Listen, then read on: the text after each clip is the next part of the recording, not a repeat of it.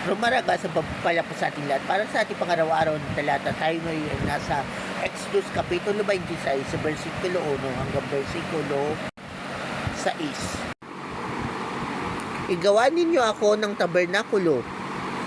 Ang gagamitin ninyo ay 10 papa na yari sa lino at lanang asul, morado at pula. Ito'y ibobordahan ninyo ng larawan ng kerubin at pare-pareho ang sukat, 14 na yarda ang haba at 2 naman ang luwak. Pagkabit-kabitin ninyo ito at tigli 5. Ang tig-isang gilid nito'y lagyan ninyo ng pinakataingang yari sa taling asul. Tig 50 tainga ang ilalagay ng 50 kawit na ginto, at ang mga ito ay ang gagamitin ninyo para pagkabitin ang 2 piraso.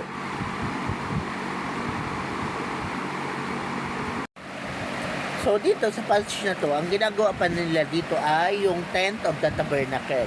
So maalala natin kasi yung first temple, panahon na yun ni Solomon. So dito panahon ni Moses, tent pa lang yung ginagawa nila, hindi pa temple.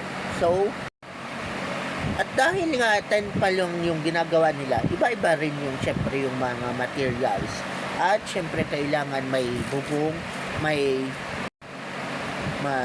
cortina and everything. Pero mapapansin natin dito na si Lord mismo ang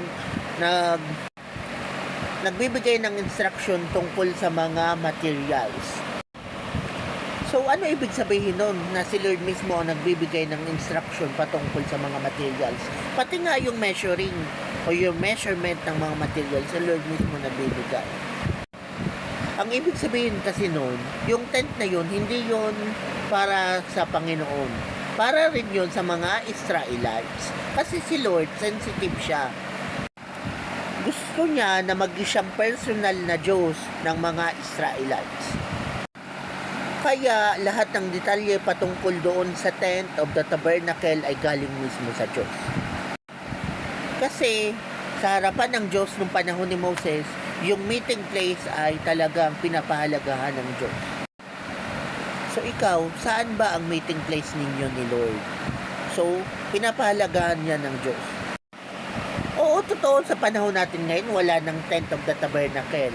So, ano na ang meeting place natin? Yung church building. Diba? Church building na ngayon ang meeting place. Pero linawin natin na yung tent of the tabernacle, meeting place yun ng bilang community service or community worship. Sa church din natin, di ba? Congregational worship. Meeting place ng congregation at ni Lord.